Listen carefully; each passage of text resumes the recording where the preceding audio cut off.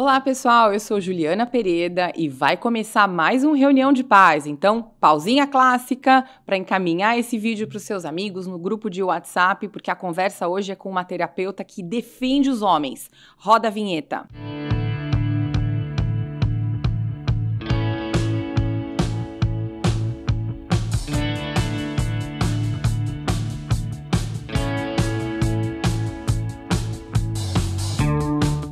Muito bem, a convidada de hoje é uma convidada muitíssimo aguardada. Eu conheço a Larissa já há algum tempinho.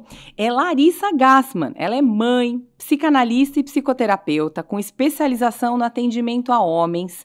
Seu perfil no Insta já conta com mais de 36 mil seguidores, onde a Larissa faz reflexões duras sobre a realidade dos homens nos tempos atuais. Muito bem-vinda ao podcast da família, Larissa. Muito obrigada, Juliana. Eu que agradeço aí a presença e poder estar aqui com você e partilhar aqui algumas ideias, né, trocar algumas figurinhas importantes sobre a questão humana e, consequentemente, a questão da família também. É isso aí, porque as questões que a gente vive com os homens, tudo começa na família, no final das contas, né? E eu me lembro que numa conversa prévia que a gente teve, você contou um pouquinho, um resumo da história da sua família e que, de uma certa forma, te levou a esse caminho de acabar virando uma terapeuta especializada em homens. Conta pra gente essa história, Lari. Então, assim, eu tive uma mudança de carreira, no caso, e tudo aconteceu a partir da depressão e tentativa de suicídio do meu pai. Ele acabou se dando um tiro, ele não morreu no mesmo instante e passou 72 dias hospitalizado, né, na UTI, enfim, coma vigil, né, sem a menor consciência. E naquela época eu morava nos Estados Unidos, meu filho era pequenininho ainda, bem bebê. A gente largou tudo para trás, viemos por causa desse acontecimento, dessa fatalidade, e foi uma fase, assim, muito, muito sofrida na minha vida. Eu ia para o hospital, todos os dias pegar os boletins médicos, enfim, tinha parte emocional, eu fiquei muito mal, foi a pior coisa que já aconteceu na minha vida, foi esse acontecimento aí. E perder o meu pai, até me emociona, assim, né, porque de lembrar tudo isso, mas perder o meu pai foi uma coisa que foi muito mexida para mim. Meu pai foi uma pessoa muito importante na minha vida, ele me ensinou muitas coisas com relação ao trabalho, com relação à vida, sabe? Ele era uma pessoa que, ao contrário da minha mãe, que era mais tímida, mais fechada, ele era o centro de amor na minha casa, para mim e para minha irmã, né? Ele era a pessoa que nos abraçava, nos beijava, do jeito dele, né? Ele não era bem um abraço, ele amassava a gente, não era bem um beijo, ele mordia a gente, ele é meio torturante, assim, mas eu entendo hoje, assim, que era o jeitão dele, mas foi aquela coisa do amor que a gente teve, né? E aí ele gostava de ensinar pra gente as coisas da vida dele, então ele era uma pessoa, assim, de fato, que foi muito importante na minha vida, sabe? Ele que me deu meu primeiro emprego, a minha carteira de trabalho é assinada por ele. Nossa, assim, então a perda do meu pai foi uma perda, assim, insubstituível, né? E depois, eu passei por muito tempo de luto, eu acho que até hoje, né, são quase 17 anos aí, a gente nunca se recupera, né, de uma perda tão forte, e eu percebo, assim, que depois que ele se foi, né, que finalmente, eu vi assim, meu Deus do céu, meu pai estava passando por uma depressão muito séria, não havia, assim, ele pedia ajuda e negava ajuda, enfim, né, ainda tinha a questão do alcoolismo, ainda tinha a questão de um câncer nas cordas vocais que ele pegou e não estava conseguindo, a voz dele nunca mais foi a mesma, e aí eu olhava para o meu filho pequeno e falei, meu Deus, o que nos espera, né, o que nos espera no futuro, não só para o meu filho, mas para outros meninos, isso principalmente depois que eu comecei a dar aulas, e aí eu via que os meus alunos tinham as mesmas questões ali que meu pai tinha, os assuntos rolavam sempre em torno das coisas, ter que ser forte, você tem que ser viril o tempo inteiro, e aí eu realmente acordei, eu despertei para isso, né, porque até então, nós que somos mulheres, a gente só pensa do nosso lado, se você não vive uma coisa, ou se você não aprende, né, que os homens também têm importância, você fica sempre naquela, da turma da Mônica, que bate no Cebolinha, você quer ser a heroína, você sempre fica naquela ali do que você aprende na sua vida infantil, né, sobre o que é ser mulher, porque você precisa ser forte, você precisa trabalhar, você precisa conquistar o mundo que os homens conquistaram, e você não olha para os homens, né? Então, eu tive que perder meu pai, eu tive que olhar para os meus alunos e tive que finalmente traçar um plano para o meu filho.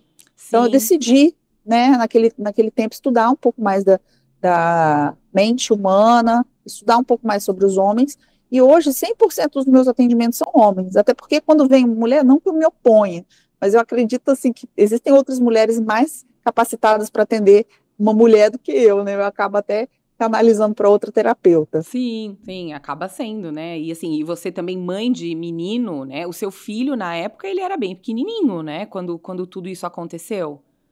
Exatamente, ele tinha um aninho, um pouco Aham. mais de um aninho só, não entendia nada. Para você ter uma ideia, eu tenho pouquíssimas, raríssimas fotos do meu filho com meu pai, porque imagina, meu pai morava no Brasil, morava nos Estados Unidos. Uhum.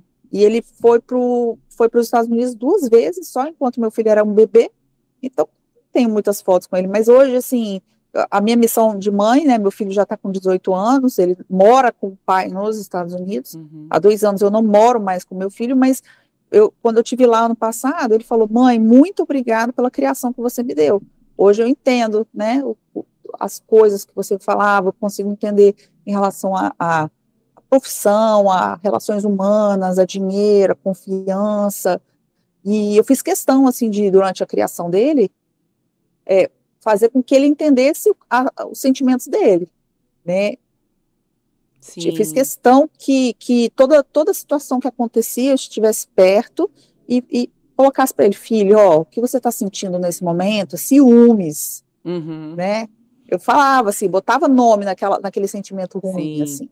Como é que Sim. você manifesta isso? Está tudo bem, você pode chorar, não tem Uhum. problema, né? Eu naquele tempo eu tinha essa consciência de que ele não precisaria chorar. Hoje eu já tenho um posicionamento diferente, porque a gente vai aprendendo também, porque hoje eu penso assim, o homem que começa a chorar na frente de todo mundo, ele pode ser visto como fraco, e as Uhum. pessoas mal intencionadas podem usar isso contra ele. Então hoje eu não recomendo o homem chorar abertamente, assim, né?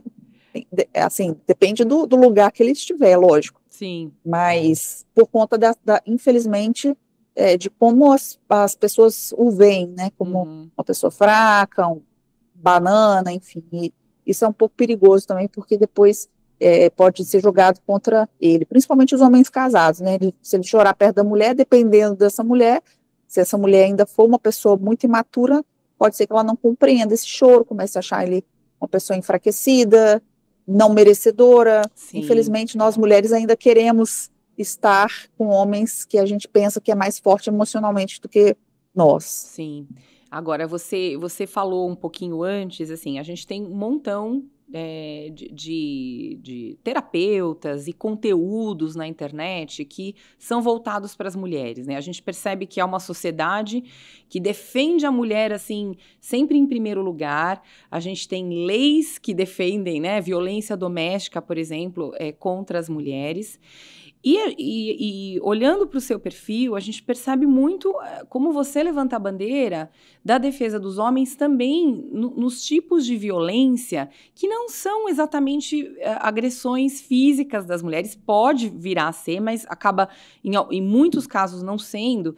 Então eu gostaria que você detalhasse um pouquinho mais de que forma a violência contra o homem acontece nesse ambiente doméstico. E que às vezes passa meio que batido, sabe?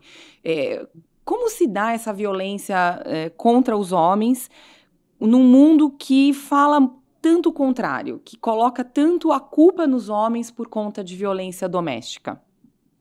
Nossa, Juliana, você trouxe um ponto aí muito importante, assim, que talvez os homens que nos assistem precisam observar, e as mulheres também, né? Primeiro de tudo, quando se instituiu que a mulher é indefesa e vamos empoderar as mulheres, começou um mercado todo voltado para as mulheres. E aí, em relação às leis, né, o que surgiu? Delegacias, ah, delegadas, advogadas pró-mulher, e advogados também, homens, né, Uhum. pró-mulher, todo um aparato legislativo que emprega pessoas, né, que gera dinheiro e um aparato também terapêutico, escolas especialistas em mulheres, e tudo isso foi deixando para trás um cuidado que deveria estar sendo feito em relação aos homens. E aqui eu vou citar o feminismo, que fala que uma das pautas do feminismo é o cuidado com os homens, mas o que nós vemos, na verdade, é uma emasculação masculina em toda a pauta feminista.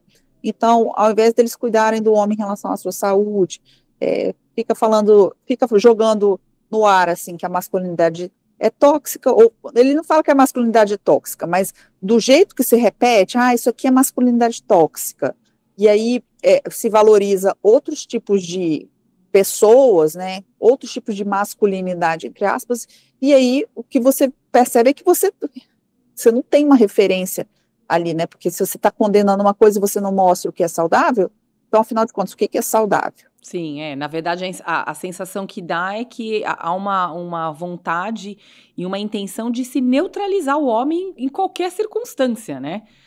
Essa é a sensação que eu tenho, assim, quando você fala do feminismo, né? E o jogar essa quantidade aí de nomes, de frases, assim, as pessoas nem sabem exatamente o que significa isso, né? Quando falam, isso aí é patriarcado, ou é masculinidade tóxica, a questão do homem branco, hétero, né? Assim, é um montão de rótulos que vai se colocando, né, nessa discussão. E aí, em 2020, que foi a pandemia, que eu percebi, opa, agora é a hora, porque assim, naquela época do meu pai, que já tem muitos anos, nasceu no meu coração, nossa, eu preciso cuidar de homens, eu sinto uma coisa no meu coração, só que assim, eu não sabia o que fazer, não sabia exatamente o que fazer. E aí foi na pandemia, né, que estava todo mundo em casa, uma prima minha, eu estava todo mundo em casa na pandemia, uma prima minha falou, Larissa, o Instagram, eu nem usava o Instagram, gostava mais de usar o YouTube, enfim. E aí eu aprendi a usar o Instagram e comecei realmente meu trabalho dentro do Instagram, é um trabalho mais de militância, eu quase não falo muito de terapia, até porque homens são resistentes, esse é um preconceito. E aqui eu também quero deixar claro o seguinte, que a gente não defende todo tipo de homem que está errado, porque a gente sabe que não é porque é homem, é porque é um ser humano. Claro. Nós mulheres erramos o tempo inteiro e os homens também erram o tempo inteiro. Então não existe um ser perfeito, não existe humanidade perfeita porque nós somos imperfeitos. E as pessoas que estão buscando por perfeição, buscando por equilíbrio, já entenderam que não tem como a gente ficar demonizando um sexo. Então, assim, longe de querer ser uma guerra de sexos, mas acontece que a gente acabou fazendo uma provocação quando a gente montou um instituto, né, de defesa do direito dos homens. Isso é uma provocação. Mas por que dos homens, né? Mas, na verdade, nós acolhemos famílias, na verdade, a diretoria é formada por metade homem, metade mulher, está até bem igualitário, assim, a diretoria do instituto. Nós pretendemos que meninas que são filhas, por exemplo, não conseguem ver o pai porque a mãe está impedindo, que a maioria dos casos é realmente a mãe que é aliena, enfim, outro assunto, mas que não sofram. Então, eu, por exemplo, sou madrasta, pela segunda vez na minha vida, acolhi uma pessoa, né, acolhi a segunda vez que acontece isso, um homem que simplesmente eu não consigo conhecer meus enteados. Por que isso está acontecendo comigo? Eu também sofro, porque o meu marido sofre. Eu vivi um casamento mais longo, e passei por isso também, de não conviver com os meus enteados. Meu filho não conhece seus meio-irmãos. Eu não acho certo isso, não acho que seja uma coisa justa, eu não acho que seja justo para ninguém, nem para os meus enteados que ficaram sem o próprio pai. Agora, esses enteados que são mais velhos, já têm filhos, os netos não vão conhecer o avô, né, e o meu filho não vai conhecer ali os parentes, né, enfim.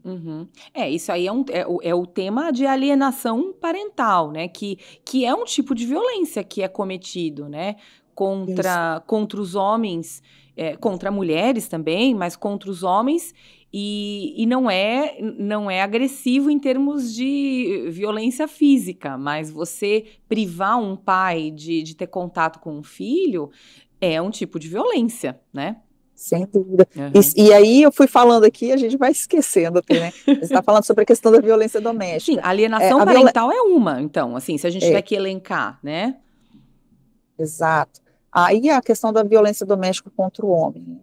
Ah, ontem eu tive uma conversa particular com uma pessoa e através de uma entrevista que o Pondé deu, ele falou assim, pô, a violência doméstica, porque o fato foi assim, né, a violência doméstica está mais evidente, está todo mundo tendo, né, violências domésticas agora.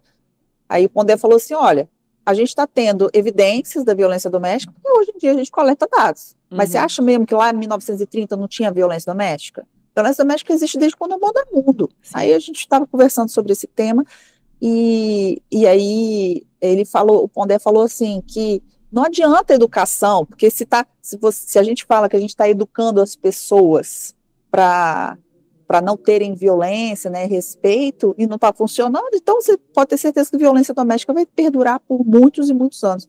E aí, a pessoa que eu estava conversando discorda, acho que nunca vai acabar a violência doméstica, e eu como sou uma pessoa esperançosa, talvez se eu não fosse esperançosa, né, eu não teria escolhido ser professora, ter escolhido ser mãe, ter escolhido ser terapeuta, porque eu acredito na mudança das pessoas, né, Uhum. a minha profissão já prediz isso, eu sou uma Sim. pessoa otimista com isso.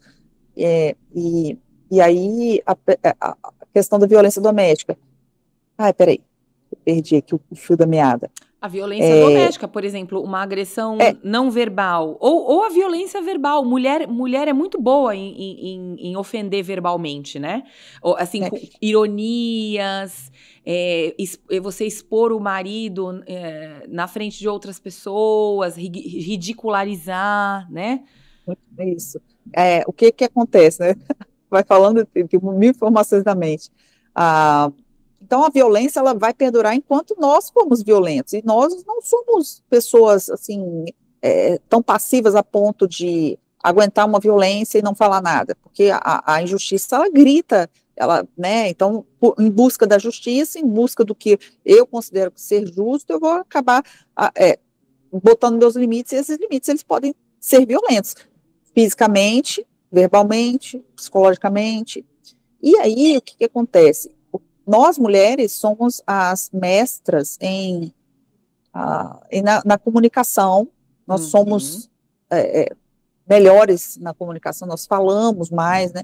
E na questão emocional. E nós, mulheres, somos as que somos mais influenciadas hormonalmente. Então, nosso ciclo menstrual pressupõe ali um mês inteiro com diferentes fases, igual a lua, né? E o Uhum. homem não, o homem, você vê, várias pessoas consideram o homem mais agressivo, mas no meu ponto de vista, eu discordo com isso, porque se você está sendo influenciado o tempo inteiro por vários tipos de hormônios, e aqueles hormônios ali estão bombardeando o seu corpo, influenciando o seu humor, quem pode ser mais agressivo? O homem ou a mulher? Uhum. Do ponto de vista hormonal, eu só posso considerar que a mulher seja mais agressiva. Todo mundo fala da TPM, o homem não passa por isso. Não que homens não tenham oscilação hormonal, né? Não é isso. Mas homens são mais constantes, Uhum. são mais constantes. E eu, particularmente, conheço, assim, na minha vida pessoal, homens mais bondosos e pacíficos do que homens agressivos, Sim. né? E não significa que você não possa ter um episódio de agressividade, um momento que ele precisa se posicionar, porque isso Uhum. é necessário. Sim. Só que o problema todo é que nós, mulheres, a gente, muitas vezes, tá? Não é poucas não, a gente tende a colocar a culpa no homem e se vitimizar. Uhum. E com isso, já gera uma manipulação. A gente vê, às vezes, em séries americanas mais antigas, ou até em memes, assim, né? Já vi vários no Instagram, assim, falando que a mulher não pede desculpa, que o homem que tem que pedir desculpa, senão eles não conseguem reatar, que o homem Uhum. sempre tem que abrir mão. Então, o que é isso? Por quê? Isso também é uma forma de agressão. Porque Uhum. se a mulher não reconhece que ela errou, não consegue seguir adiante, né? Assim, olha, eu errei, não vou mais errar, me desculpa, né? Parece que ela se coloca num patamar abaixo desse homem, né? Mas Uhum. eu atendo casos em que homens casados chegam para mim e falam, olha, ela não consegue entender quando ela erra, eu tento falar com ela, ela tem uma autoestima super elevada, ela não entende, eu continuo com isso, eu já não aguento mais, porque, de fato, para o homem, ficar aguentando isso, você aguenta uma vez, você perdoa, releva 2 vezes, mas chega uma hora que você não suporta mais. Sim. E ninguém leva isso em consideração, sabe? É. É uma situação que os casais passam dentro de casa e que ninguém tem consideração. E voltando a falar sobre essa situação do Pondé, imagina bem, se nós estamos há décadas falando respeito à família, vamos respeitar o seu pai e sua mãe, beleza, excelente. Mas vamos supor que você tenha, né, você é uma criança, você tem 6 anos de idade, tudo bem, você é obediente para o seu pai e sua mãe, mas você não sabe se esse pai e essa mãe são funcionais, são pessoas respeitadoras, se são abusivas. Você vai se dar conta que essas pessoas são assim quando você chega um pouco mais velho e você tem acesso a alguma informação. Você fala, nossa, minha mãe foi abusiva comigo, meu pai foi abusivo comigo. E aí você fica numa contradição. Como que você vai respeitar uma família se você não sabe se essa família, de fato, é uma família funcional, sabe?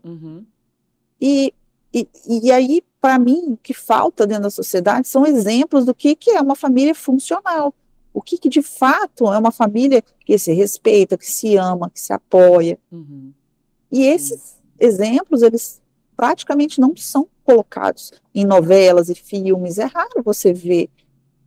Geralmente, essas novelas e filmes, elas trabalham com conflito, porque isso emociona, né? Isso atrai a atenção das pessoas. Você vê que os meus melhores posts, assim, com um engajamento gigante, são posts onde eu trabalho a emoção da pessoa. A pessoa se indigna, a pessoa sente raiva, sente tristeza, aquilo ali vai longe. Agora põe lá um post colorido, paz e amor, ninguém engaja. De uma família tentando, né, buscar uma vida de virtudes e, enfim, não, isso aí não dá ibope, né? Exato. E aí, por não dar ibope, a dor do homem também não dá ibope. Sim. O homem que se lamenta, ou que vem falar alguma coisa como essa, ele é altamente colocado como uma pessoa fraca, mimizento, né, que o pessoal chama assim, mimizento. Sim.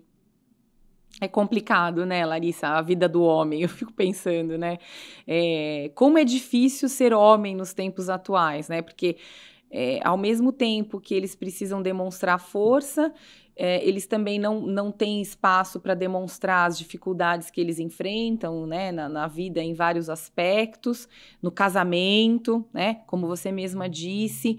E antes da gente falar assim como dos homens em tempos atuais, eu queria que você desse alguns exemplos aí da sua clínica de quais são as queixas mais recorrentes quando você está em atendimento terapêutico aí com os homens.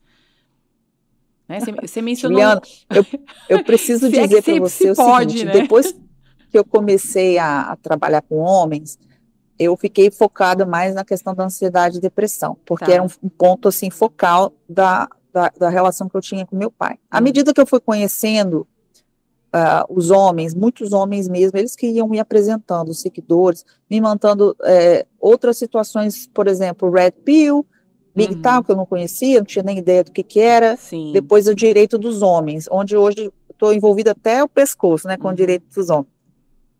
Mas você vê que o meu atendimento clínico, ele é tão generalizado que eu não consigo botar assim, o que mais atendo, mas eu preciso dizer algumas coisas. Os homens, eles têm uma dificuldade tremenda de falar. Para você ter uma ideia, alguns deles, eles me contratam, eles não sabem nem o que fazer. Eu já tive caso da pessoa comprar 10 sessões e participar de uma e nunca mais aparecer, porque chorou muito e depois não teve como se reerguer para vir falar comigo, ou qualquer coisa nesse sentido. Para eu tirar alguma coisa desse sujeito que está me contratando, está confiando em mim, no meu trabalho, eu preciso fazer inúmeras perguntas, preciso exaurir ele de perguntas, e aí, fazendo pergunta, ele vai responder. E ainda tem o homem que vem, me contrata, e, por exemplo, ele compra um pacote lá de 10 sessões comigo. Aí chega na 8ª sessão e fala assim, Larissa, sabe o que é? Eu não te contei uma coisa.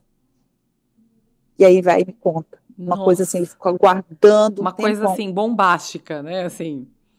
que falou assim, puxa, por que você não me falou isso na segunda sessão? Né? A gente poderia ter, porque assim, a pessoa me contrata, dentro do que ele vai me falar, eu vou traçar com ele, né, vou traçar terapeuticamente um processo dentro daquele monte de sessão que temos ali, para poder, no final, conseguir dar uma alta.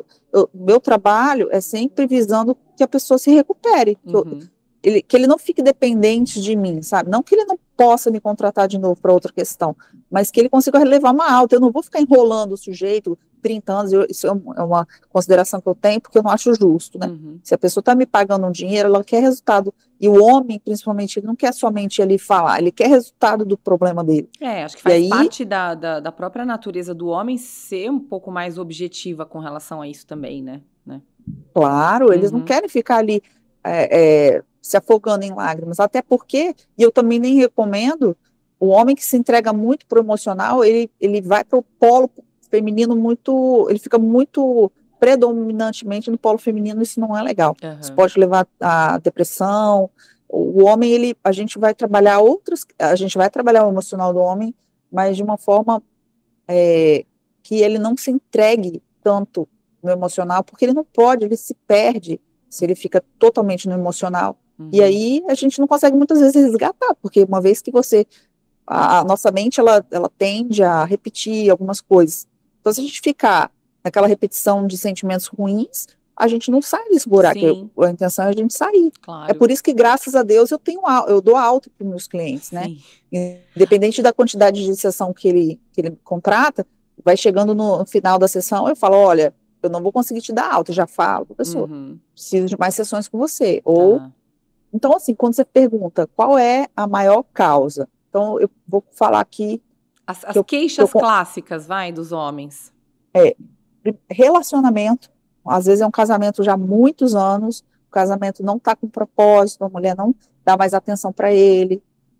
Uma queixa, assim, que eu acho, assim, incrível, porque eu nunca pensei que eu fosse tratar isso, né, mas o homem também que não sente mais atração pela mulher.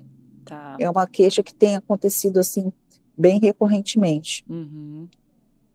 E a mulher meio que também não, na parte dela não faz nada, né, para se aproximar, né?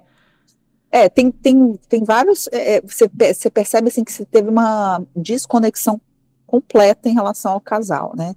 E aí tem a parte do relacionamento, que de fato o relacionamento requer uma boa dose de inteligência emocional, não tem jeito, porque o relacionamento não é de uma pessoa só, são de duas pessoas, né? Você precisa, a outra pessoa precisa ceder, enfim, é um jogo ali, né? E aí, num segundo momento, tem a parte que é a minha parte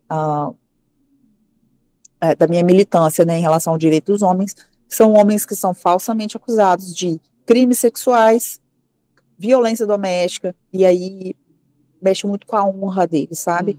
Porque, assim, por exemplo, eu tô com um caso agora, o rapaz mora no exterior, um jovem, jovem, ele não tem nem 30 anos, ele é um rapaz bem bonito, inteligente, trabalhador, e ele falou assim, Marissa, eu nunca precisei de forçar nenhuma mulher a ter relação comigo. Eu fui criado por mãe, por avó, é uma desonra, né, o que aconteceu com ele. Então, do exterior, ele está passando por isso em outro país, uma falsa acusação de abuso sexual. E como isso pipocou, né? Essa coisa do movimento do Me Too, né? Assim, qualquer coisa também vira abuso sexual, né? E não que um homem bonito não pudesse cometer uma violência como essa, mas ele deixou muito claro no discurso dele, e eu tenho essa tendência, assim, eu não sei se é verdade ou não, é lógico, mas se a pessoa me contrata, tudo que ela for me falar, eu vou considerar como verdade, a não ser que esteja muito contraditório. E, assim, linearmente, a medida das sessões que a gente vai tendo, eu vou conhecendo a pessoa, o que ela vai me falando. Então, ele teve o pai abandonou, ou seja, a paternidade, né? O pai abandonou, mas a mãe sempre, a avó sempre esteve presente, sempre estiveram presentes, o avô sempre esteve presente, ele sempre soube tratar uma mulher, ele nunca gostou de fazer sexo por fazer, ele sempre teve algum envolvimento, né? Então, assim, para ele ter sofrido uma falsa acusação foi uma coisa, assim, que desmoralizou completamente, nesse caso de crime sexual. Aí temos os casos de de homens que sofreram falsas acusações de violência doméstica. E aí cai na Maria da Penha. Às vezes tem um mandato judicial, não pode chegar perto dos filhos, porque a mulher estendeu isso aí também para os filhos, e aí eles ficam assim arrasados, porque uma frase que eu escuto assim demais é: eu sempre quis ser pai, e agora eu não consigo ser. Uhum. Isso para eles também é muito doloroso. Sim. São homens assim que não tem problema com a pensão, que a pensão sempre está em dia, mas ele não consegue chegar na calçada para ver os filhos, ou ele tenta falar com o filho pelo telefone, a mãe não deixa, o menino está sempre ocupado fazendo alguma coisa, Uhum. né? E isso é, assim, a honra, eu vejo assim que o meu trabalho tem muito a ver com a honra. Uhum. O homem tem muito a ver com a honra, né? Sim, o homem Dentro, está muito relacionado, né, com essa coisa da força, da honra, de proteger, e aí ele não poder exercer essas funções que são tão inerentes ao homem é complicado, e por mais que a gente veja nos noticiários, né, homens que são desrespeitosos, que abandonam seus filhos, e a gente não pode ignorar isso aí de jeito nenhum, né? Uhum. Mas não são todos, e aí a justiça ela tem colocado como todos na mesma caixa, né? Como se Sim, fossem a mesma pessoa, mesmo formato, sim. e não é isso, tem um monte de nuance, Não, e tem né, e que tem a precisa ser vista. individualidade de cada um também, né, Larissa? O problema que eu acho que a gente enfrenta na nossa sociedade de uma maneira geral é você colocar as pessoas todas em balaios, né? Em grandes grupos, sem você olhar para o indivíduo, para cada caso, né? Essa coisa do coletivismo é muito prejudicial para a nossa sociedade, né? De você Exato. estabelecer uma gavetinha, né? Então, eu tô na gavetinha, sei lá, da mulher, né, negra, ou do homem branco, e aí só por conta de ter essa característica já vem uma série de julgamentos aí baseado nessa gavetinha. Isso está muito errado, né? Exato, exatamente. Agora, você que é mãe de um homem, de um jovem, né? O seu filho é um rapaz de 18 anos. O que te preocupa com relação a ele nesses tempos, né? De coletivismo, de feminismo, de ataque sistemático aos homens, de emasculação, né, dos homens. E o que você faz para combater isso? Aí agora falando como mãe, né? Aproveitando aí para dar um conselho para as mães dos meninos, dos jovens meninos de hoje. Como mãe é uma coisa complicada. Meu filho mora nos Estados Unidos hoje, ele é um jovem, assim, muito responsável, ele tem 2 anos que ele está empregado, e ele mora com a tia dele. Ele paga o próprio aluguel, o aluguel, assim, do quartinho que ele está morando com a tia, né? Ele compra sua própria comida, compra sua própria roupa, ele se tornou um rapaz independente. E a única preocupação que eu tenho em relação a ele é a questão da socialização, porque como a faculdade é online e ele só vai para o trabalho, eu acho que ele não se relaciona assim como um jovem deveria se relacionar, indo para, sabe como é que é, né? A gente foi Uhum. para a faculdade, não tinha esse negócio de online, né? Mal Não. tinha online. É. E aí, assim, me preocupa o tipo de mulher que ele possa querer se relacionar, Uhum. né? Eu não sei o que pode estar inconscientemente, eu sei que eu escolhi o pai dele de forma inconsciente e tinha a ver com o meu pai, que era alcoólatra. Tá. Então, hoje, né, com 45 anos, mais madura, eu percebo que na minha juventude eu fiz escolhas completamente erradas. Uhum. Mas eu vou falar uma coisa assim que eu aconselho assim a toda mãe de um jovem, enfim, eu acho que até para qualquer homem que esteja me ouvindo, usem câmeras, aparelhem a casa de vocês com câmeras. Infelizmente, a gente não Caramba. consegue mais confiar nem na própria sombra. Uhum. E eu tenho casos, inclusive, das mães até, sabe? Eu tenho casos, inclusive, de filhos fazerem uma falcatrua com o pai. Uhum. Infelizmente, a família, ela está em perigo porque as pessoas são egoístas, as pessoas querem estabelecer o desejo que elas têm no coração, não importa se vão abandonar no asilo, enfim, eu estou com uma situação que é o seguinte, um caso, né, clínico também, pai que os 3 filhos denunciaram o pai depois que fizeram uma falsa denúncia, né, uma acusação, ele é policial, inclusive, Uhum. A mulher dele eles tinham 30 anos de casado, ou seja, um casal muito antigo, né? E ela sofreu um AVC, ele não consegue visitar a mulher porque tem essa restrição. Então, a gente não sabe de onde pode vir esse problema, né? Mas Puxa, que que os homens, triste, né? Que triste, né? Você ter dentro da família as pessoas se colocando contra as outras, né? isso, exatamente. E aí, enfim, eles fazem umas alegações, eu também não sei até que ponto isso é verdade ou não, né? Porque Uhum, toda história tem os seus lados, mas, por exemplo, o homem, ele precisa entender quem é essa pessoa que ele está junto. uhum, Porque a questão o homem, ele é geralmente mais visual, ele vai querer uma pessoa atraente, sexualmente atraente, né? Uma uhum, mulher bonita, de cabelo bonito, de pele macia, enfim, todas essas coisas que seduzem os homens, porque a beleza da mulher é encantadora para o homem, é calmo o homem. uhum.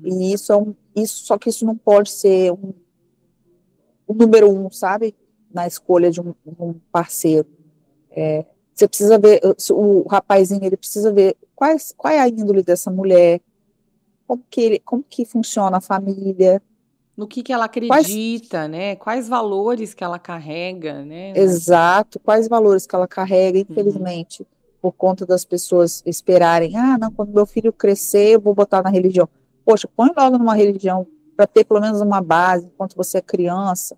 Aí uhum, lá na frente ela decide se ela quer ficar ou não, mas você como pai deveria colocar seu filho numa escola religiosa, enfim, católica, protestante, uhum. espírita, que é a sua fé, né? Lógico, não vai botar numa fé que você não conhece, né? Mas, e aí lá na frente deixar ela decidir se quer ficar ou não. Não Uhum. o contrário, não deixar nada espiritual, porque assim, é muito importante essa coisa da espiritualidade, mas, por exemplo, quando eu falo isso para o meu marido, já é um problema, né? Porque ele sofre justamente porque a mulher é espiritualizada. Tá. E aí, por causa da religião, ela não deixa ver o marido, né? Porque aquela religião se diz que é cristã, Tá. os TJs. Mas esses valores aí, eles não podem passar desapercebidos, sabe? Uhum. É uma mulher provocativa, é, ela te usa, como é que é? Né? Ela quer saber só do seu dinheiro, o que você pode proporcionar, Uhum. porque existem correntes aí que falam, né, o homem tem que ser provedor. E hoje em dia faz sentido o homem ser provedor num contexto onde toda mulher tem pode ter carteira de trabalho, pode trabalhar, pode prover também. Uhum. Faz sentido, de repente, quando você quer fazer uma família, e aí você precisa, de repente, né, você quer ter os seus filhos, e você gostaria de cuidar das suas crianças, e aí nesse contexto de família faz mais sentido, mas ao mesmo tempo, você, assim que o seu filho tiver, né, podendo ter uma atenção especial de outra pessoa, será que você não vai pegar e vai seguir a sua profissão? São É, questões uma coisa, complexas, né? Assim, eu fico me imaginando assim, como é difícil ser jovem, né, nos tempos atuais. É difícil para os meninos, é difícil para as meninas, né? Porque a gente nunca sabe exatamente o que está por trás daquela outra pessoa, né? Agora, uma coisa que eu tenho, assim, já de experiência, de observação, é que, em geral, né, as pessoas que cultivam valores e virtudes, elas tendem a ser mais confiáveis, né? Obviamente, descartando aí as doutrinas religiosas mais rígidas, né? Mais fanáticas, né? Em algum nível. Mas, em geral, quando você tem, por exemplo, dentro da fé cristã, e você cria uma família dentro da fé cristã, a própria fé cristã já traz consigo uma série de valores e de regras que fica difícil você abusar do outro, né? Enganar o outro, porque vai de encontro com aquele seu set ali de valores, não é? Você não tem essa percepção também? eu concordo com você, e aí tem só um porém, né? Quando a gente trabalha com o ser humano, a gente precisa entender que até Jesus, né, ele falava em parábolas para poder atingir os diversos níveis de consciência das pessoas. E até hoje, né, quando você fala de amor próprio, por exemplo, muitos vão interpretar a questão do egoísmo, né? Ah, eu preciso ser mais egoísta. Mas não é assim. É, a questão do respeito, né? Então, talvez o que falte seriam exemplos onde as pessoas pudessem observar em diversos cases e aí alinhar um pouco, subir um pouco a consciência, porque é muito fácil assim, respeito o próximo, mas eu não estou sendo respeitado, assim, pode ser paradoxal para algumas pessoas, algumas consciências, né, por exemplo, na infância, que é o que o Pondé está falando, né, pô, são décadas e décadas de educação e a violência doméstica não acabou? Mas por que não acabou? Porque talvez a educação não esteja sendo efetiva em comunicar aquilo que precisa ser comunicado. Exemplos do que seria, então, uma família, do que seria, então, bem-estar dentro de casa, o que seria um relacionamento saudável, porque você vai duplicar, poxa, tive uma família com pai e minha mãe, só que minha mãe virava a cara pro meu pai, aí agora eu tô casada, eu viro a cara pro meu esposo, isso é saudável. Só que você nunca soube que virar a cara e ficar em silêncio é tóxico. Sim. E, de fato, assim, se você olhar para nossa educação passada, eu não vejo que essa educação passada nos deu esse monte de case, esse monte de exemplo que a gente deveria ter. Você acha que em algum lugar existe esse exemplo?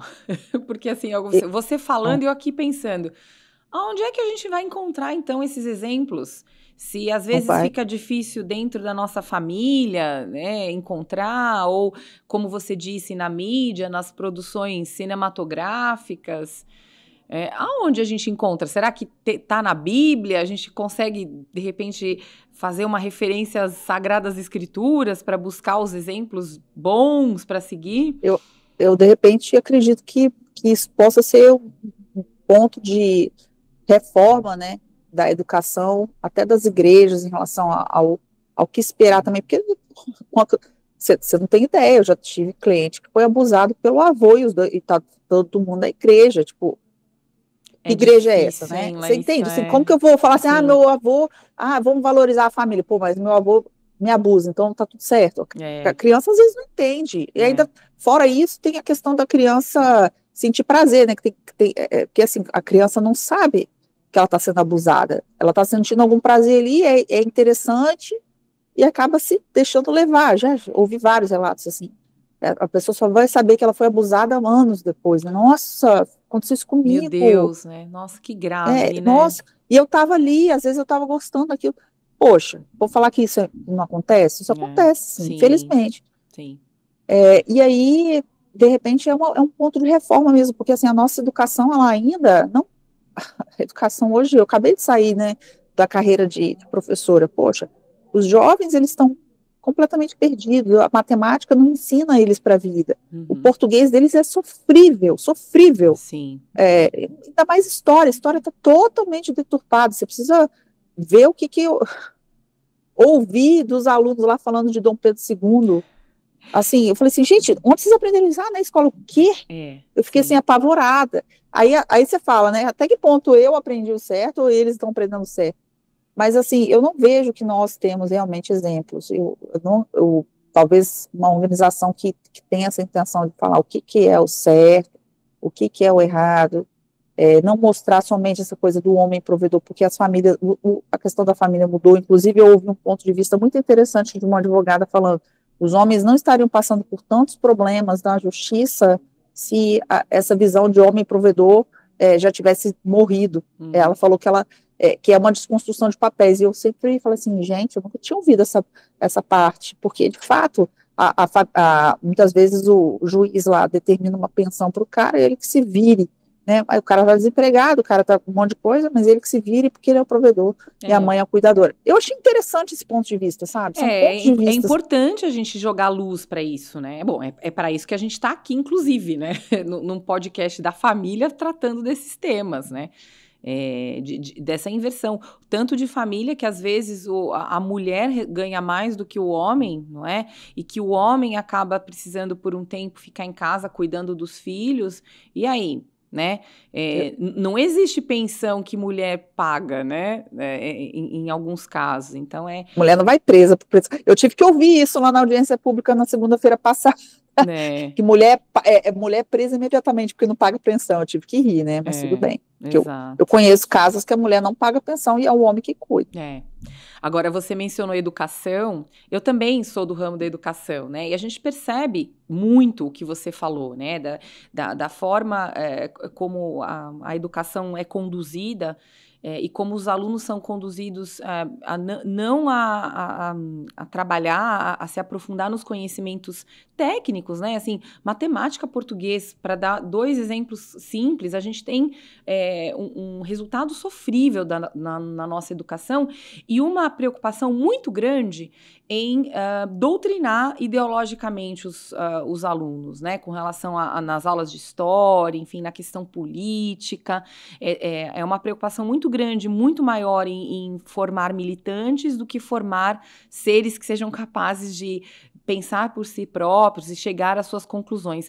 Mas uma coisa que eu também percebo, Larissa, na educação, eu não sei se você compartilha, é que a pedagogia, ela tende a ser mais feminina com relação à educação das crianças. Compartilho, sim. Não é? E assim, e os meninos, eles precisam gastar mais energia, eles são criados para isso, para essa coisa do fazer as coisas, aprender fazendo, e toda a estrutura pedagógica das escolas ela acaba deixando mais feminino esse ambiente, o que favorece as meninas e acaba desfavorecendo os meninos, né? Perfeito. Tem até, antes de eu jogar a bola para você, esse livro que eu trouxe de um escritor que é muito defensor dos meninos, o Anthony E. Solon, eu vou deixar aqui de dica cultural já, logo de bate-cara, que se chama Em Defesa dos Garotos. Por que fazer cabanas, ler histórias, jogar bola e rezar a Deus pode mudar o mundo?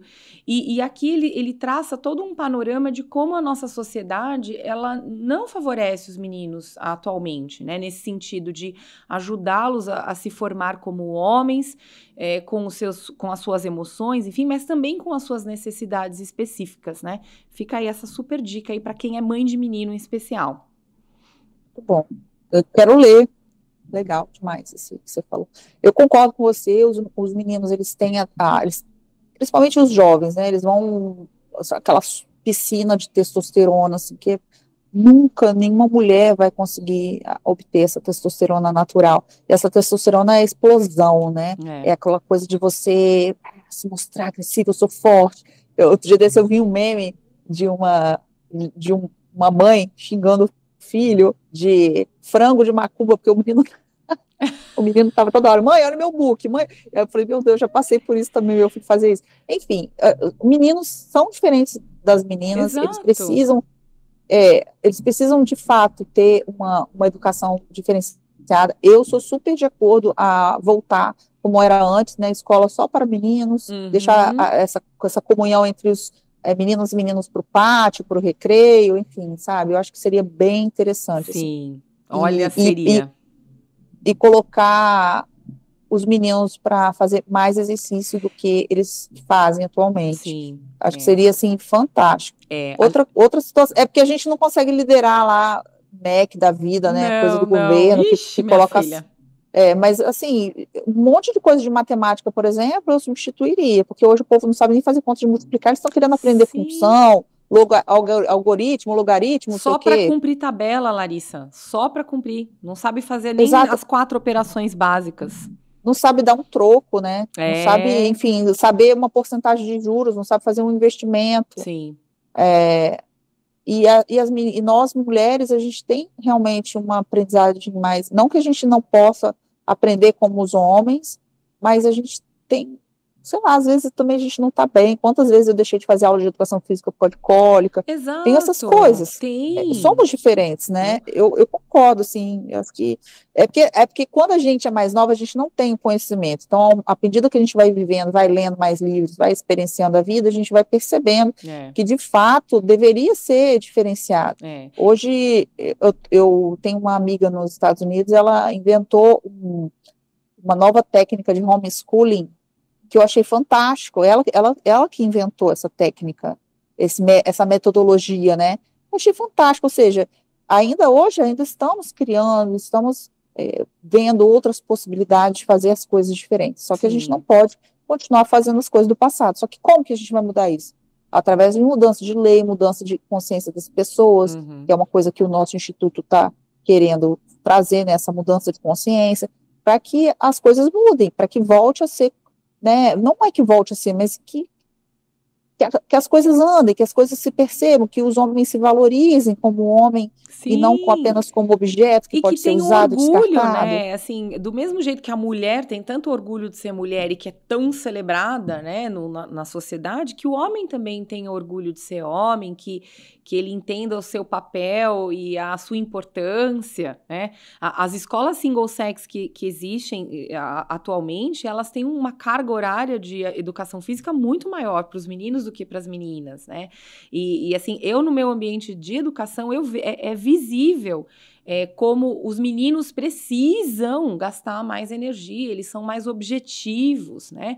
Eles não se lamentam tanto do que as meninas, né? Eles resolvem com mais facilidade alguns problemas, então por que não celebrar essa diferença, né? O mundo, eu acho que como quando você fala em buscar referências, é a gente poder extrair o que é de melhor das mulheres e extrair o que é de melhor dos homens também, né? Perfeito. Sem inveja, né? Valorizando o que cada um tem de melhor, sem essa coisa assim, porque ele só conseguiu porque ele é homem. Não, é celebrando mesmo, né? A individualidade de cada um e as características que tornam cada pessoa única, né? É isso, esse mundo coletivista, eu já disse aqui, eu rebato muito aqui, não dá certo, né? Agora, uma coisa que você disse, acho que naquela nossa primeira conversa, que eu achei muito importante, e que eu vou trazer aqui, você fala assim, quem ensina menino a ser menino é homem, né? E aí, antes de você dar o seu comentário, eu vou pedir para a produção colocar um post da importância que é o pai na vida de alguém. Assiste aí. Se a sociedade fosse uma torre de blocos, a família seria a base, em que as mães e pais são igualmente importantes. Quando o pai deixa a família, toda a torre pode desmoronar. E apesar de a mãe às vezes ir embora, 80% das famílias com cuidadores solos são formadas por lares onde o pai não é presente. Ah, meu Deus! Crianças que crescem sem o pai têm mais chance de viver na pobreza e recorrer ao crime. Elas também têm maior tendência a abandonar a escola. E quando os meninos não têm a figura paterna na vida, também é mais provável que abandonem suas futuras famílias. É assim que a ausência paterna se espalhou, como uma doença por várias gerações, fazendo dezenas de milhões de crianças viverem sem o pai em suas vidas. Quando um bebê nasce, seu cérebro é programado para se conectar com sua mãe e pai, formando laços únicos. Quando os pais se envolvem ativamente junto com as mães, estudos mostram que as crianças prosperam. O que acontece quando o pai não participa? Isso. Você vê, né, Lari, a maioria das famílias que tem dificuldade, que tem crianças que crescem com dificuldade, isso é meio que estatístico, né? São famílias onde essas crianças nasceram sem pai, né? Muito família com mãe solteira, enfim. E a perda dessa referência de pai, ela acaba gerando uma série de problemas para os meninos lá na frente, né? O que você tem a dizer sobre isso, sobre a importância dos pais, da figura do pai na criação dos filhos? Muito bem. Nós somos metade mãe, metade pai nas nossas células, e é inegável isso, né?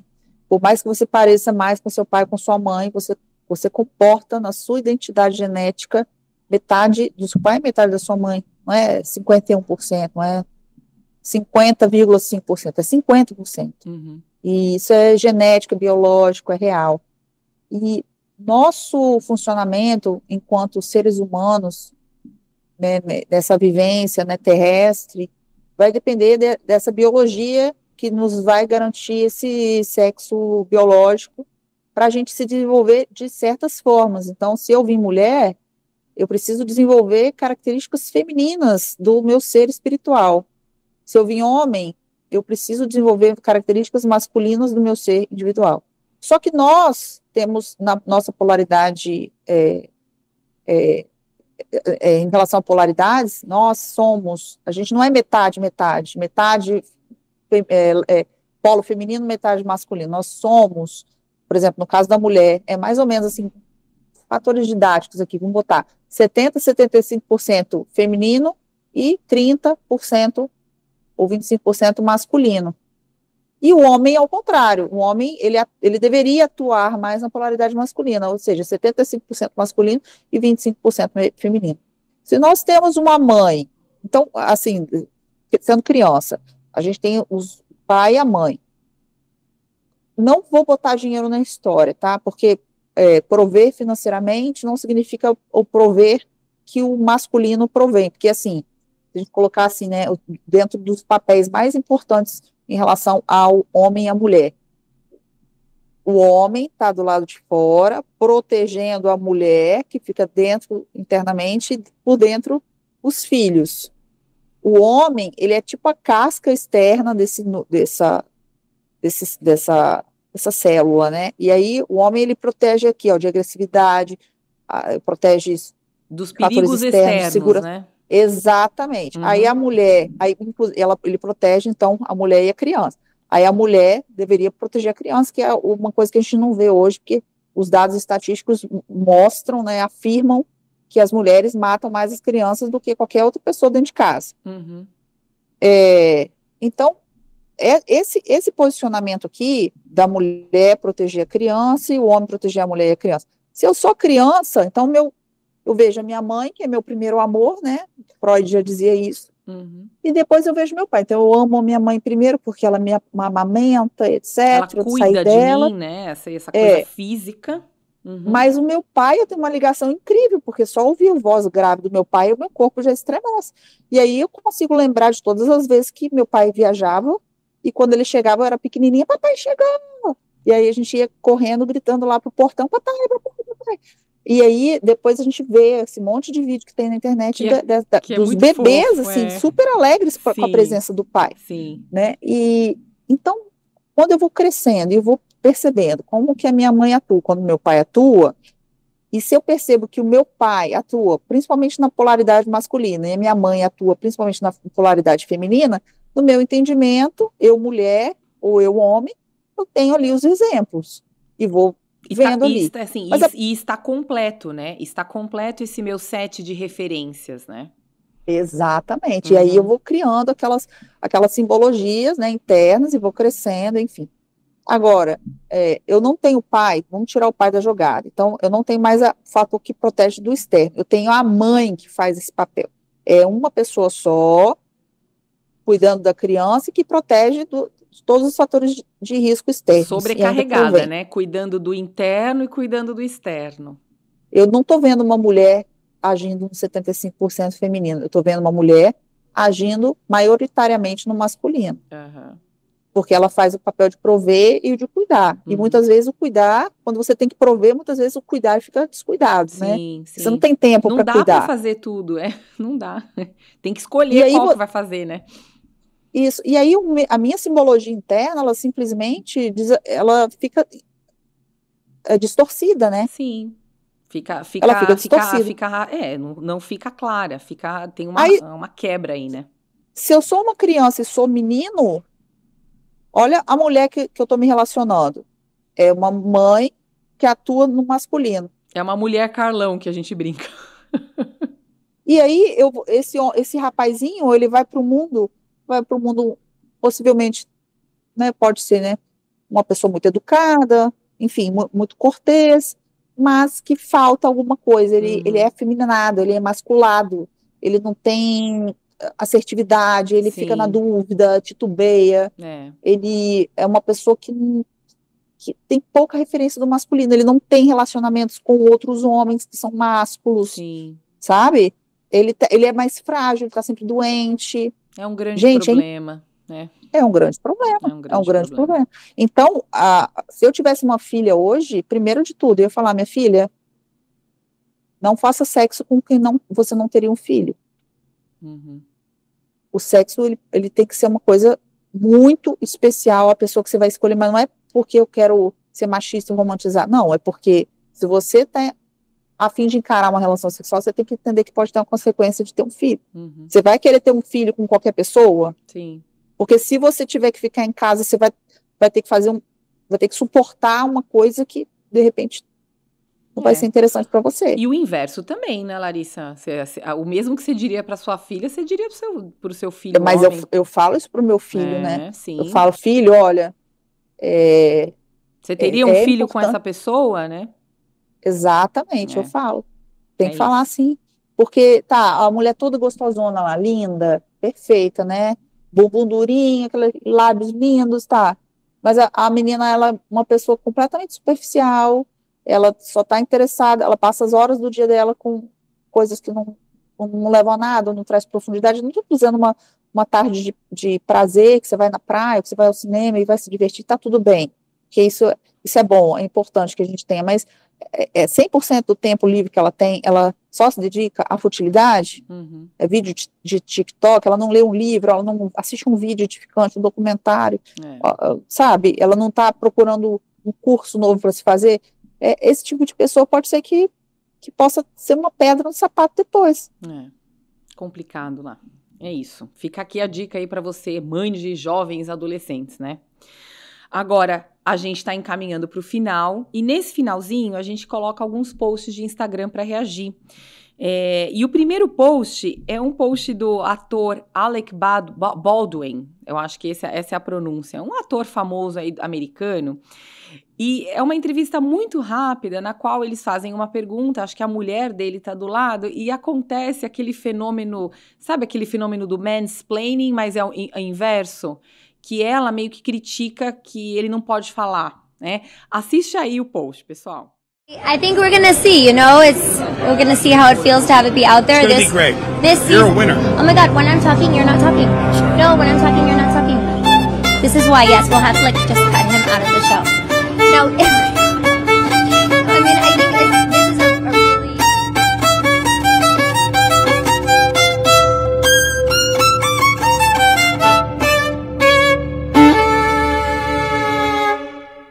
E aí, hein? O que tem de mulher assim abusada, que constrange o marido de forma pública, né, Larissa? E na verdade, a mulherada reclama que o homem interrompe, mas nós, mulheres, interrompemos o tempo inteiro. Eu acho que é muito mais a mulher que interrompe, né? Eu acho. Eu mesmo já levei uns cascudos aqui. Pô, eu tava falando, você me interrompeu. Aí desculpa, percebi. Às vezes a gente tá empolgado querendo falar. Gente, isso é muito sério, porque, quer dizer, você coloca só culpa no homem, né, o mansplaining, né, que fala, não, mansplaining não, menstructing, que eles chamam. Menstructing, né? Mas o que tem muito mais é women interrupting, eu acho. Claro que sim, é só a gente se enxergar, é só a gente olhar pra gente e ver o nosso comportamento. No sábado passado a gente teve uma reunião de diretoria lá do IDH, e nós, mulheres, ficamos interrompendo os homens. O tempo todo, né? Mulher quando todo. Junta, minha filha, é complicado. E quer falar e tem uma ideia e não consegue anotar para falar depois, porque a ideia passa. Eu mesma aqui já acabei te interrompendo aqui para falar uma coisa que vai passando. Mas tudo bem, tá tudo ser certo humano, não aqui. É uma... tudo certo, tem tudo certo entre nós aqui. O problema é ficar condenando isso. O problema é ficar... só um sexo que faz, não é assim. E é feio, né? Às vezes a gente vê isso acontecendo no ramo jornalístico, né? Jornalistas sacando essa cartada aí do man-interrupting, assim, é feio, né? É muito feio. Enfim, também acho. O segundo post é um post do IDDH, vocês lá em Brasília, a produção vai colocar a foto de vocês lá em Brasília. E aí vocês, no perfil o IDDH é o Instituto de Defesa dos Direitos do Homem, e ele foi criado para levantar a bandeira de defesa do homem contra falsas acusações, alienação parental, que a gente também já falou aqui, violência contra o homem e apoio psicoemocional, além de orientação jurídica. Conta rapidamente pra gente, Larissa, qual é o escopo aí do IDDH e de que forma você entrou em mais essa atribuição aí na sua vida? Então, o IDDH, ele veio realmente para fazer frente a todas essas coisas horríveis que acontecem com homens inocentes. E a gente jamais vai negar que exista violência doméstica contra mulheres. mas a gente não pode fechar os olhos para as violências domésticas contra os homens. Uhum. A gente jamais vai negar que existam homens que são pais ausentes deliberadamente, mas a gente precisa defender aqueles homens que querem ser pais e fazem de tudo para ser pai. E a gente não vai negar que existam pessoas que sofram falsas acusações, né, assim, acusações reais, né, de crimes sexuais e violência doméstica, mas a gente não pode deixar com que um sexo apenas tenha o poder da palavra, porque você tendo o poder da palavra, a sua palavra tem peso mais do que a prova. Então, a gente atende homens que comprovam, olha, eu não fiz nada, tá aqui. O juiz simplesmente sentou no meu processo, ou se não quis ver e deu tudo errado. Então, a gente, infelizmente, está num Brasil injusto, onde quem lê os processos são estagiários e julgam ao seu bel prazer. Então, você imagina uma estagiária de direito lendo um processo de um juiz e a mulherzinha é feminista. E ela vai ler aquilo ali, mais um, vamos ferrar com esse cara aqui. E as chances são grandes, né? Porque as universidades, elas fazem um trabalho bem contundente aí de doutrinação, né? Para essas pautas. Exato. Raramente aparece para mim, por exemplo, tem recentemente um seguidor lá do filiado do IDDH falou, olha, a juíza julgou meu caso, né, poxa, ela conseguiu ver minhas provas, isso. Gente, esse é motivo de tanto, um milagre. Tanto de milagre, assim, de comemoração tão forte, sim, porque não é o que geralmente acontece. Geralmente acontece o contrário. Você tem uma audiência completamente favorável a você e o juiz pegar e simplesmente dar uma sentença completamente contrária. Sim. O teu perfil então, mesmo, né, Larissa? Eu acho assim, é engraçado em alguns casos, você mesmo destaca isso, alguns homens meio que desconfiados, né, assim, mas você defende mesmo os homens, né, assim, coitadinhos, até os homens ficam meio pé atrás às vezes, né, assim, tem certeza que vocês estão defendendo? É verdade esse bilhete, né? É verdade, mas olha, para ser sincera, quando eu comecei lá em 2020, eu não conhecia mais ninguém que fosse uma terapeuta que se tivesse voltado para trabalhar com homens, e eu recebia muito mais críticas do que hoje.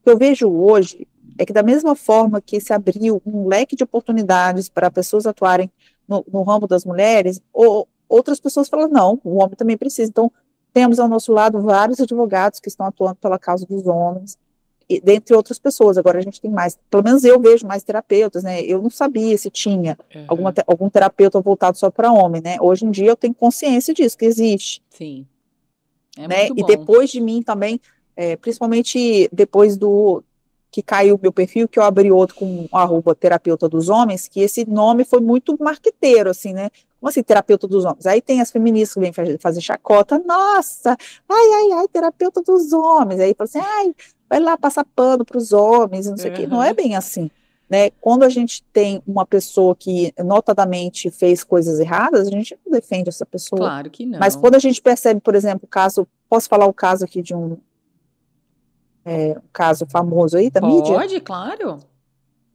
O caso, por exemplo, do Alexandre Correia, que é o ex-marido da Ana Hickman. Aquele caso ali, pra gente é um ícone. O Alexandre Correia, ele é o nosso Johnny Depp brasileiro. Porque ele simplesmente sofreu agressão de violência doméstica, ele sofreu falsa acusação, ele estava sofrendo alienação parental e ele ainda está na justiça. Anteontem, o Ricardo Feltrin, que é um jornalista que resolveu noticiar a favor do Alexandre, mas não é a favor, né? Ele está mostrando as provas mostrando ali. Os fatos ali.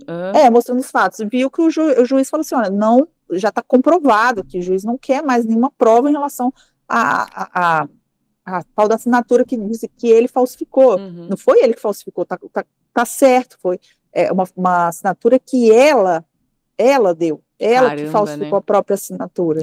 Então, e o controle da narrativa ficou ficando todo na mão dela, porque ela é uma figura pública, né? Exatamente. E aí ela se uniu com a Maria da Penha, que é uma mentirosa do Brasil, né? Mentira da Penha. Desculpa, assim, até é desrespeitoso falar isso de uma senhorinha idosa.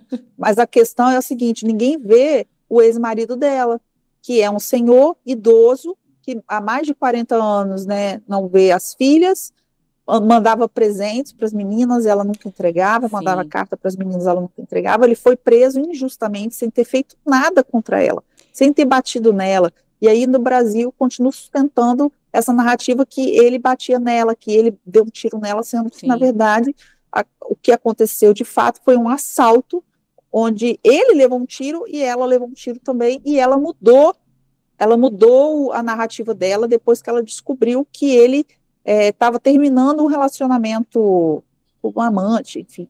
Enfim, ele errou por ter tido um amante, claro. mas ele não merecia ter pagado todos esses anos aí injustamente. Hoje a carreira dele foi completamente destruída. Ele era professor universitário, ele escreveu mais de 20 livros para poder alertar as pessoas: olha, eu sou inocente. Quem? Me fala quem que é culpado, ficaria todos esses anos tentando falar: gente, eu sou inocente. E ele pode vir a morrer a qualquer momento, e as filhas dele estão completamente alienadas, não querem ver o pai. Sim, é uma triste história, né? Se eu não me engano, a Brasil Paralelo fez um documentário com relação a esse caso, não foi, Larissa? Isso. E o Alexandre que promoveu esse documentário, foi o Alexandre que promoveu. Ele aparece no documentário de Barbão. Mais uma dica cultural aí para quem tiver interesse em saber um pouco mais sobre a verdadeira, né, o outro lado da Lei Maria da Penha, né? E tantos outros casos, né, Larissa, como o da Mariana Ferrer, que depois também se provou, né, que houve ali uma forçação de barra, né? A mãe parece que envolvida também. Então, assim, é óbvio, é como você mesma disse, né? Tem que fazer a ressalva, que senão as pessoas vão achar que a gente aqui é contra, né? É só a defesa dos homens. Tem violência sexual, existe a alienação parental de todos os lados, mas assim, cada caso tem que ser olhado com o mesmo empenho, né? Não pode ter um olhar com mais empenho só quando é do lado da mulher, né? Inclusive, eu tenho uma parceira que mora nos Estados Unidos, ela sofre alienação parental da própria mãe em relação aos meio-irmãos. Ela não deixa a filha, né, no caso, essa senhora não deixa a filha, que mora nos Estados Unidos, ter contato com os meio-irmãos dela que estão aqui no Brasil. E tantos outros casos que se repetem aí, por aí, né?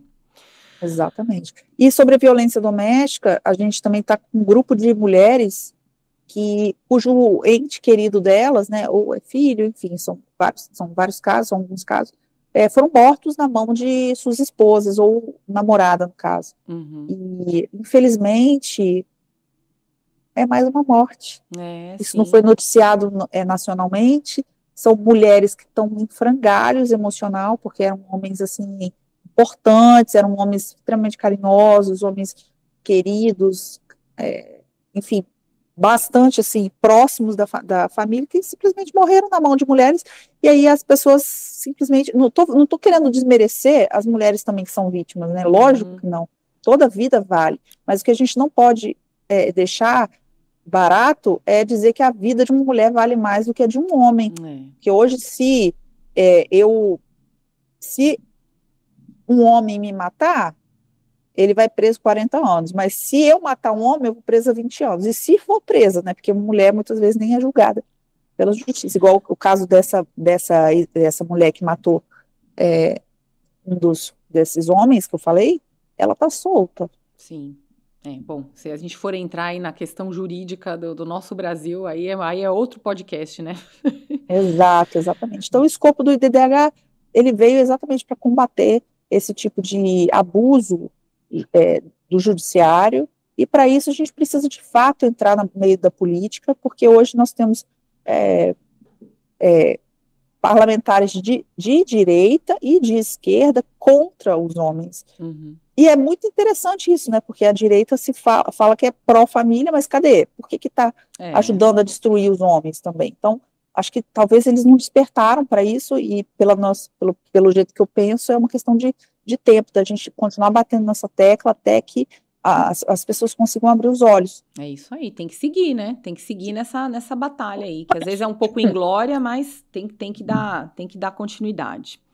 Bom, antes da nossa chamada oral, você vai assistir o trailer de um documentário chamado The Mosque You Live In, que é uma dica cultural da Larissa. Assiste aí, pessoal.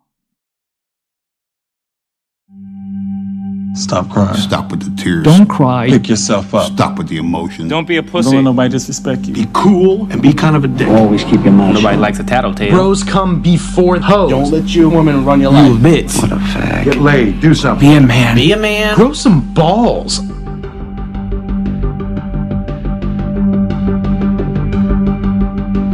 The three most destructive words that every man receives when he's a boy is when he's told to be a man. We've constructed an idea of masculinity in the United States that doesn't give young boys a way to feel secure in their masculinity, so we make them go prove it all the time. Within their peer group culture, each of them is posturing based on how the other boys are posturing, and what they end up missing is what they each really want, which is just that closeness. In good times, guys are like really close to each other, but when things get a little bit worse, you're on your own. From middle school, I had 4 really close friends. But once I kind of went into high school, I struggle finding people I can talk to because I feel like I'm not supposed to get help. Our kids get up every morning. They have to prepare their mask for how they're going to walk to school. A lot of our students don't know how to take the mask off. What is it you don't let people see? Almost 90% of you have pain and anger on the back of that paper. If you never cry, then you have all these feelings stuffed up inside of you, and then you can't get them out. They really buy into a culture that doesn't value what we've feminized. If we're in a culture that doesn't value caring, doesn't value relationships, doesn't value empathy, you are going to have boys and girls, men and women go crazy. I had anger issues in high school. I felt like an outcast. I've been suspended at least once every year I was here. We would just look for trouble and just like try to fight. Boys are more likely to act out. They're more likely to become aggressive. Most people miss that as depression or see it as a conduct disorder or just a bad kid. I felt like just giving up on life. You know, I actually had suicide thoughts in my head at 6th grade. I felt alone for a long time, and I actually thought about killing myself. Whether it's homicidal violence or suicidal violence, people resort to such desperate behavior only when they are feeling shamed and humiliated or feel they would be if they didn't prove that they were real men. If you're told from day one, don't let nobody disrespect you, and this is the way you handle it as a man, respect is linked to violence. If I can man up, why step down from that, you feel me? It's like instinct. So man up! Man up! Man up! Man up! Pull some fucking balls! Act like a man. Be a man. Be a man! For my kids, I was gonna end this hyper-masculine narrative here.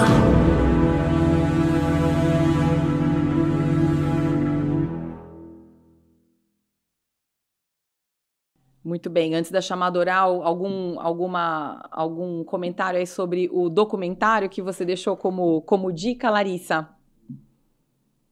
Esse documentário ele é impressionante, né? Porque ele abre os olhos aí. Eu acho que é um documentário que merece ser divulgado mais maciçamente, assim, que as pessoas possam compartilhar para abrir mais os olhos aí, principalmente das mulheres e dos homens que estão ainda adormecidos, aí, não entenderam ainda, né? É isso aí. Ele está disponível no YouTube com legendas em português, então tá super fácil de acessar.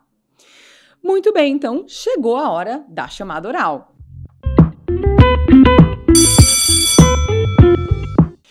Muito bem. A chamada oral, Larissa, é aquela frase que a gente faz, começa e você termina de forma rápida, tá? Despretensiosa com aquilo que vier no momento para você. Vamos lá. Ser homem é? Ser assertivo. Ser mulher é?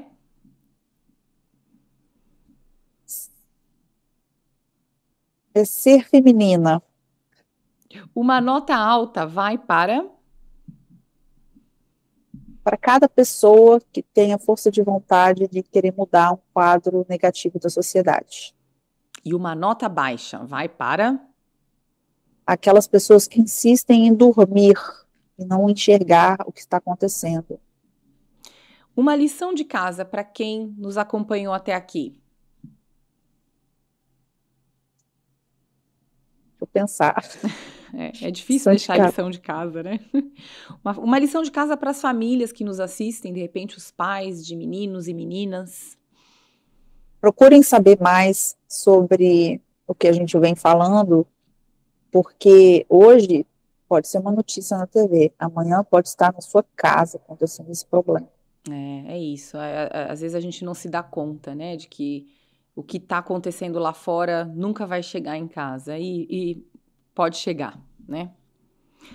Larissa, como é que as pessoas fazem para te encontrar no Instagram, para contratar seus serviços, os homens que precisarem aí de ajuda?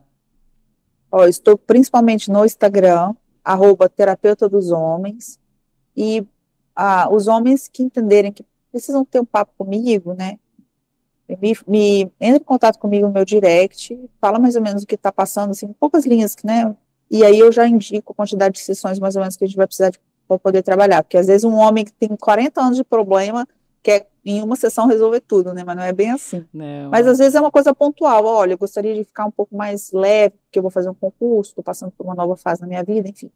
Aí, de repente, uma sessão a gente consegue colocar isso, mas, por exemplo, eu estou passando por uma depressão, infelizmente, uma sessão a gente não faz milagre. Sim. Ainda a gente não faz milagre, não. Quem sabe um dia... Mas que bom que, né, que a gente tem aí um suporte para os homens e uma pessoa tão dedicada a defender, né, os homens em todos os seus aspectos aí, nas suas complexidades. Larissa, eu estou muito feliz que eu consegui finalmente trazer ao podcast da família. Parabéns pelo seu trabalho. Muito obrigada. Muito obrigada.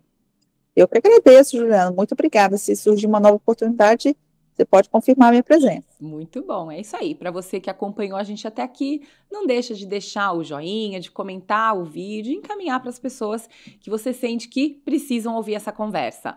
Até a próxima reunião de pais. Tchau!